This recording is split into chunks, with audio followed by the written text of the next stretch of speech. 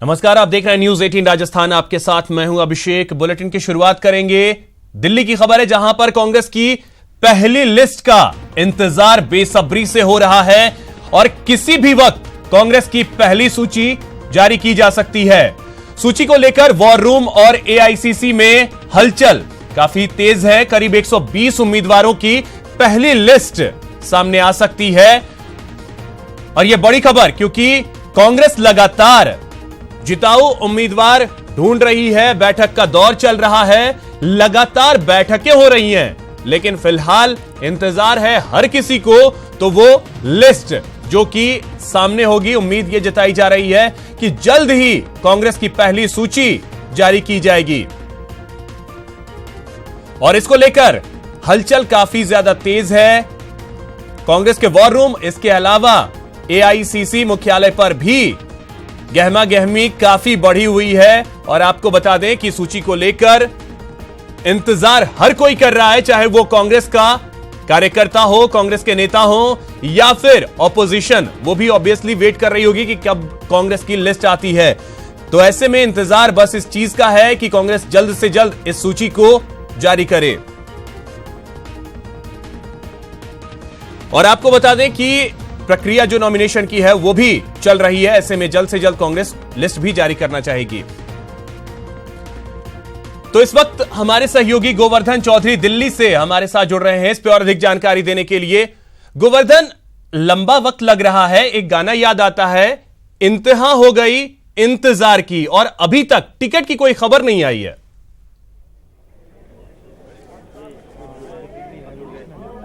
बिल्कुल आपकी बात सही है। कांग्रेस के जो कार्यकर्ता और ओपोजिशन पार्टी के नेता भी अब तो इंतजार कर रहे हैं कि कांग्रेस कब अपने पत्ते खोलती है, लेकिन ये इंतजार जल्द खत्म हो सकता है, क्योंकि कल सीईसी की बैठक में करीब 120 उम्मीदवारों के नामों पर हरी झंडी मिल चुकी है, लेकिन कुछ अंदरूनी विवाद की वजह से कल सूची जारी नहीं हो सकी थी। लेकिन एक्सरसाइज लगातार जारी थी, रात में एक्सरसाइज की गई, उसके बाद सुबह जिन सीटों पर विवाद था, अशोक गहलोत, रामेश्वर डूडी सहित जो स्क्रीनिंग कमेटी के मेंबर थे, उन्होंने फिर से बैठक की है। तो उन सब चीजों पर कांग्रेस ये प्रयास कर रही है कि जो भी मतभेद थे उनको सबको एक बार निपटा करके और कम से कम पहली सूची जारी कर दी जाए, क्योंकि ये बहुत क्रूशियल वक्त है। नामांकन के 2 दिन बीत चुके हैं और ऐसे में जितना डिले होता जा रहा है वो पार्टी के लिए, पार्टी कार्यकर्ताओं का मनोबल के हिसाब से भी और जो फील्ड की रणनीति है उसके हिसाब से भी पार्टी के लिए ठीक नहीं होगा। इसी को ध्यान में रख करके आज कांग्रेस किसी भी वक्त सूची जारी करने की तैयारी कर रही है। अब ये निर्भर ये करता है कि देर शाम को जारी करती है या रात को जारी होती है। हालांकि आप सबसे पहले अगर बात की जाए यहाँ ऑल इंडिया कांग्रेस कमेटी दफ्तर के माहौल की, तो आप देख सकते हैं बड़ी तादाद में जो कांग्रेस के नेता और कार्यकर्ता हैं उनका जमावड़ा यहाँ पर लगा हुआ है। सब अपने अपने समर्थक नेताओं को सपोर्ट में यहाँ पर जो चाहते हैं उनके टिकट का इंतजार ये सभी कार्यकर्ता कर रहे हैं। लेकिन एक और चीज जरा सा गोवर्धन आपसे समझना चाहेंगे, जिस तरीके से देरी हो रही है टिकट के नाम अनाउंस करने में, कहीं ना कहीं कार्यकर्ताओं के बीच, लोगों के बीच भी एक मैसेज जो है ये जरूर जा रहा होगा, क्योंकि कांग्रेस के तमाम दिग्गज नेता एक मंच पर आकर यह कह रहे हैं कि कहीं भी कोई मतभेद नहीं है, लेकिन कहीं ना कहीं कुछ बातें तो हैं जिसकी वजह से देरी हो रही है।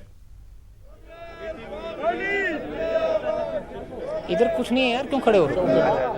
जी बिल्कुल, देखिए मतभेद की बातें कल जब सीईसी की बैठक हुई थी उस वक्त भी मतभेद की चीजें आ रही थी सामने, मतभेद की खबरें आई थी। और जब हमने मतभेद को लेकर के लोगों से सवाल किए थे, कांग्रेस के नेताओं से सवाल किए थे, तो उन्होंने इनकार किया था। लेकिन इतना तय है, दर्जन भर से ज्यादा सीटें ऐसी हैं जहां पर सहमति नहीं बन रही थी और लगातार प्रयास किए जा रहे थे। इसको लेकर के लगातार पार्टी में मंथन का दौर चला और यही वजह रही कि टिकटों के डिक्लेरेशन में घोषणा करने में डिले हुआ। लेकिन अब बात बनती हुई दिख रही है और कांग्रेस के नेताओं ने लगातार मंथन के बाद जो खबरें आ रही हैं उसके मुताबिक देर शाम तक सूची जारी करने की तैयारी की जा रही है। 15 तारीख को कांग्रेस की जो प्रदेश चुनाव समिति है उसकी एक बार फिर बैठक होगी। उस बैठक में जो बची हुई सीटें हैं तकरीबन 70 से 80, मोहर लगने की संभावना है, क्योंकि वक्त बहुत कम रह गया है और ऐसे में कांग्रेस चाहेगी कि जल्दी से जल्दी अपने उम्मीदवारों की सूची वो जारी कर दे और जो सस्पेंस का माहौल है, सस्पेंस का जो माहौल है वो खत्म हो, क्योंकि अब बीजेपी को मौका मिल गया बना हुआ है वो जल्द से जल्द खत्म हो। और ये तस्वीरें जो इस वक्त हम अपने दर्शकों को दिखा रहे हैं आपके जरिए गोवर्धन, वो तस्वीरें भी बहुत सारी चीजों को बयां कर रही हैं कि किस तरीके से जो नेता हैं, कार्यकर्ता हैं, वो अपने टिकट का इंतजार कर रहे हैं कि लिस्ट में शायद उनका नाम हो। बहुत बहुत शुक्रिया गोवर्धन आपका इन तमाम जानकारियों के लिए। इसी बीच एक और बड़ी खबर आपको बता दें कि टिकट बंटवारे को लेकर नेता प्रतिपक्ष रामेश्वर डोडी ने अपनी बात सामने रखी है। उन्होंने कहा है कि कांग्रेस में सीटों को लेकर कोई विवाद है ही नहीं, कई सीटों पर चर्चा की गई है और खास करके सभी वर्गों का ध्यान रखा गया है। तो जिस चीज की हम चर्चा कर रहे थे गोवर्धन के साथ कि क्या कहीं कोई मतभेद है या नहीं, लेकिन कांग्रेस के तमाम जो दिग्गज नेता हैं वो मीडिया के सामने आ रहे हैं और कह रहे हैं कि कहीं कोई मतभेद टिकटों को लेकर नहीं है। लेकिन जिस तरीके से देरी हो रही है टिकट अनाउंसमेंट में, कहीं ना कहीं सवाल खड़े जरूर हो रहे हैं।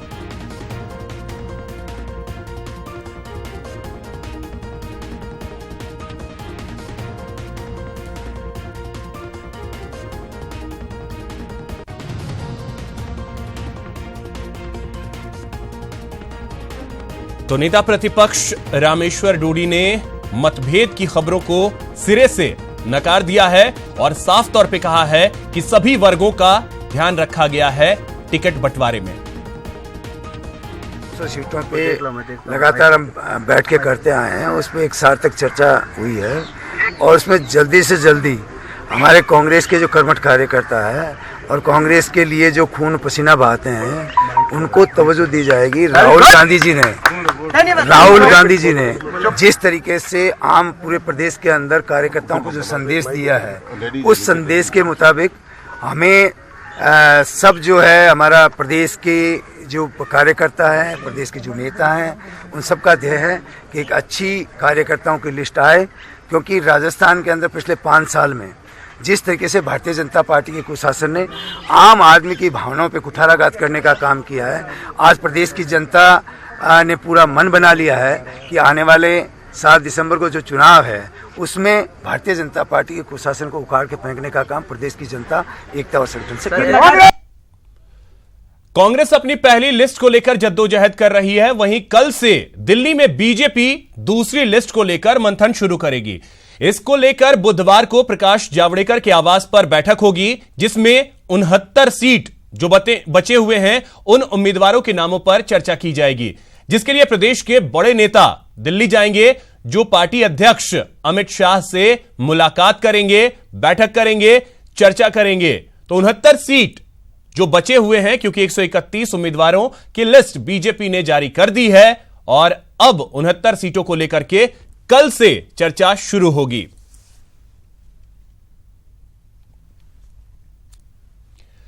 वहीं सीएमआर में नेताओं का जमावड़ा लगा हुआ है। टिकट नहीं मिलने पर नेता सीएमआर पहुंच रहे हैं। चंद्रकांता मेघवाल, सुरेंद्र पाल टीटी के साथ साथ भवानी सिंह राजावत, कालीचरण सराफ भी सीएमआर पहुंचे। इस दौरान ओम प्रकाश हुड्डा और मधु शर्मा ने सीएम से मुलाकात की। तो पहले लिस्ट में जिन लोगों के नाम नहीं है और जिनके टिकट कटे हैं, उन तमाम नेताओं ने पहुंच करके मुख्यमंत्री वसुंधरा राजे से मुलाकात की, अपनी बात रखी है।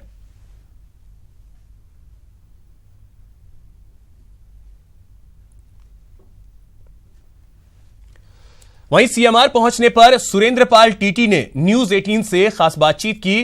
उन्होंने कहा कि पार्टी टिकट देगी तो चुनाव लड़ूंगा।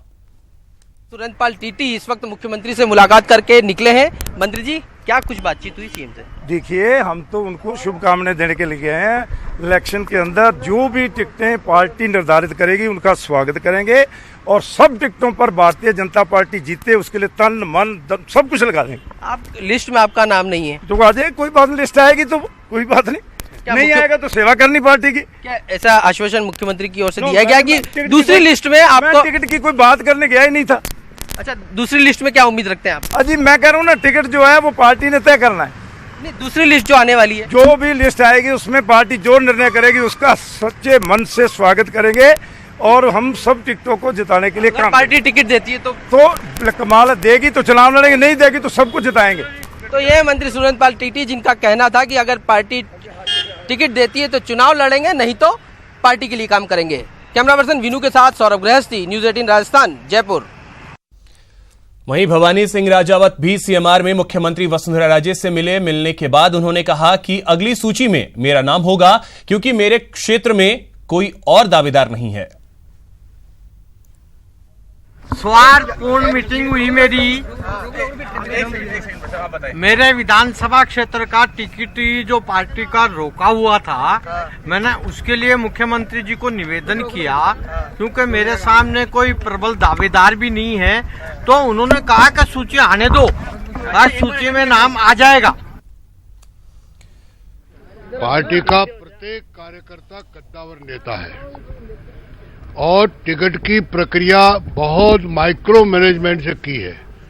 131 में मात्र 2-4 जगह है, उनको भी हम बातचीत करके सबको लेंगे। सब पार्टी के कार्यकर्ता है।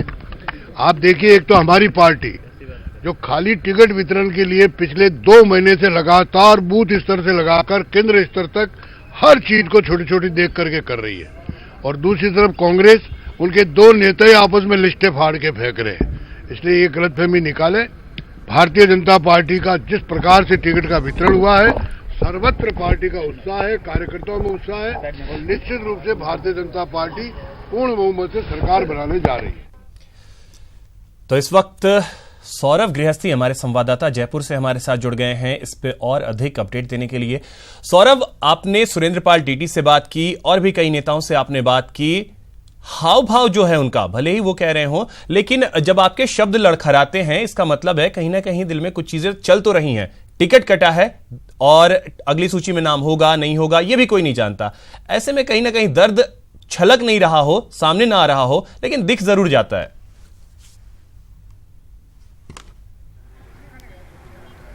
जी बिल्कुल, और इसी उम्मीद के साथ कि दूसरी लिस्ट में उनका नाम होगा, इस लिहाज से तमाम लोग मुख्यमंत्री निवास पर पहुंच रहे हैं। सुबह से मुख्यमंत्री निवास पर नेताओं का जमावड़ा लगा हुआ है। अपने अपने साथ में कार्यकर्ताओं की बड़ी संख्या लेकर यहां पर लगातार नेता पहुंच रहे हैं। मैं आपको बता दूं कि मंत्री यूनुस खान यहां पर पहुंचे। कल मंत्री राजपाल सिंह शेखावत ने मुख्यमंत्री से मुलाकात की। मंत्री कालीचरण सराफ यहां पर पहुंचे, सुरेंद्र पाल टीटी यहां पर पहुंचे और हेम सिंह भड़ाना यहां पर पहुंचे। इन तमाम लोगों ने मुख्यमंत्री से मुलाकात की। चूंकि अब पहली लिस्ट में नाम नहीं है, इसलिए चिंता की लकीरें जो है वो इनके चेहरों पर साफ नजर आ रही। लेकिन अगली सूची में एक उम्मीद बची हुई है कि अगली सूची में उनका नाम शायद संभवतः आ जाए। इस लिहाज से मुख्यमंत्री से मिले हैं।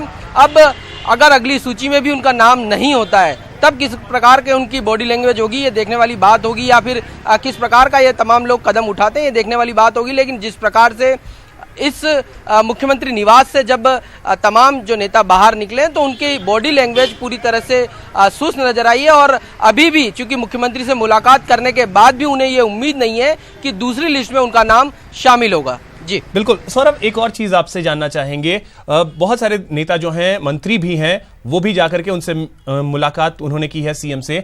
कालीचरण सराफ को लेकर के क्या कुछ अपडेट है? कालीचरण सराफ ने मुलाकात की है?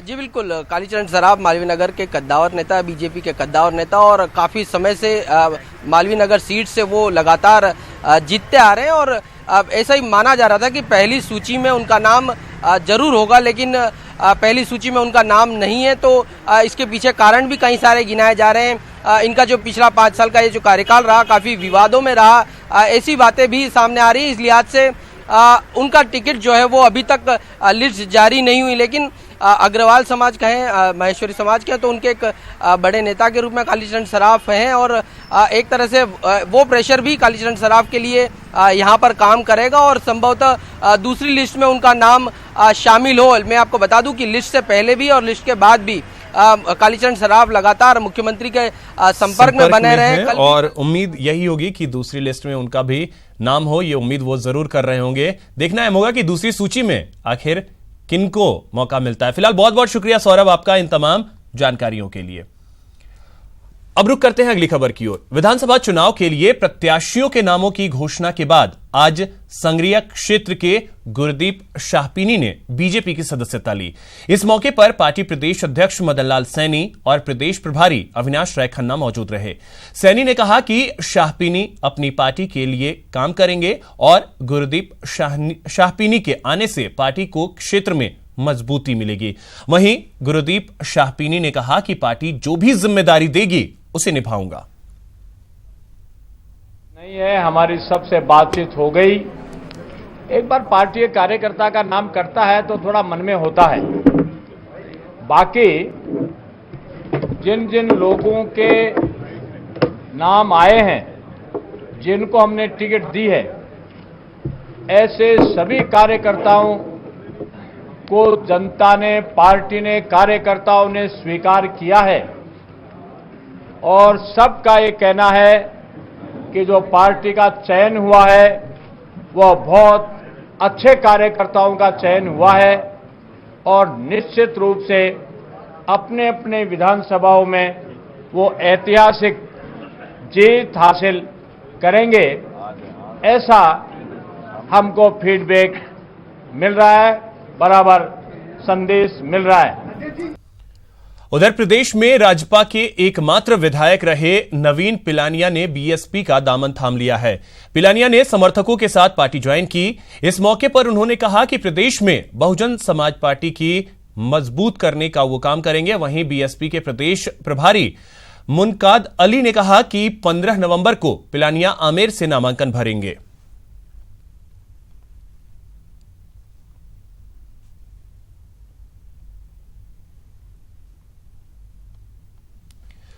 टोंक से बीजेपी प्रत्याशी के खिलाफ कार्यकर्ता प्रत्याशी अजीत मेहता ने मोर्चा खोल दिया है।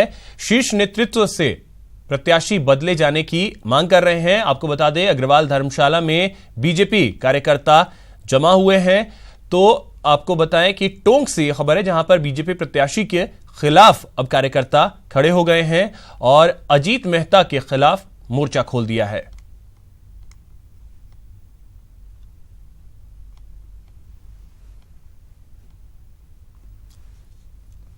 वहीं बीजेपी की पहली सूची में नाम नहीं होने से नाराज कई नेता बागी होकर निर्दलीय चुनाव मैदान में ताल ठोक रहे हैं। वहीं कोटा के लाडपुरा विधानसभा क्षेत्र में बीजेपी के पूर्व देहात उपाध्यक्ष मुकुट बिहारी मीणा ने नामांकन दाखिल कर दिया है। मीणा ने आरोप लगाया कि पार्टी में उनकी लगातार उपेक्षा की जा रही है और पार्टी के पुराने सिपाहियों को नजरअंदाज किया जा रहा है।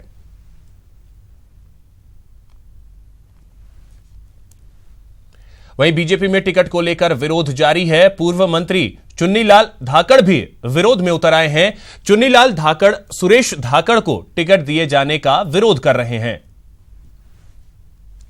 क्षेत्र में अपना हक मांगा है।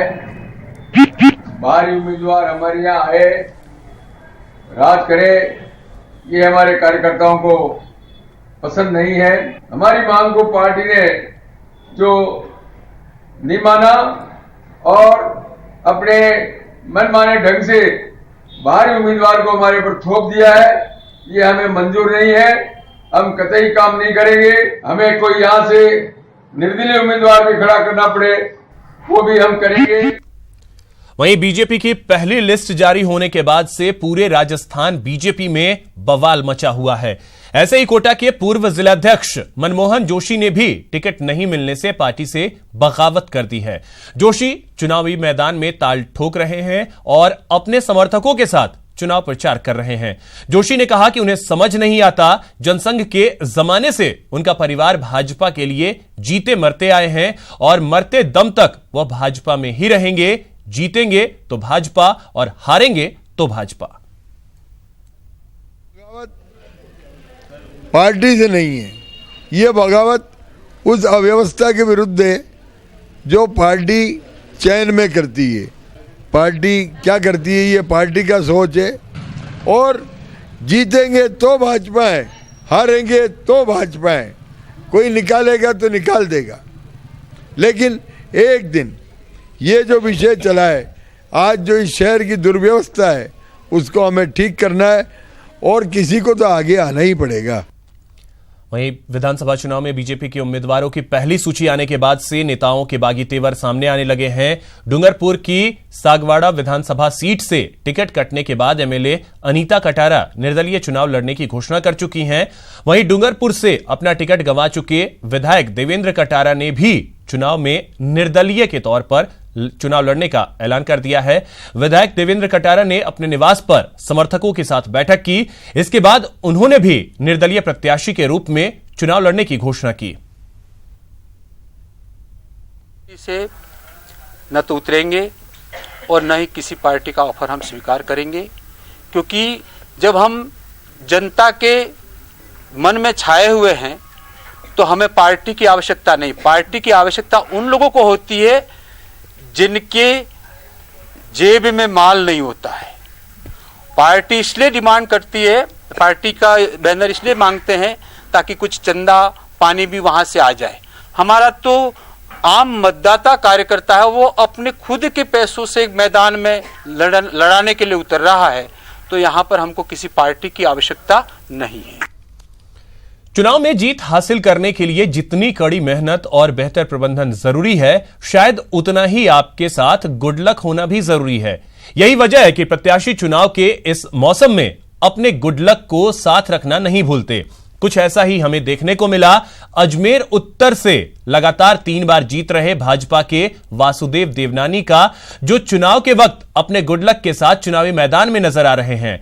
उनका गुड लक है मारुति 800 कार, जिससे देवनानी ने पहला चुनाव साल 2003 में लड़ा था और इसी कार पर सवार होकर वो 2008 में भी जीते और फिर 2013 में भी।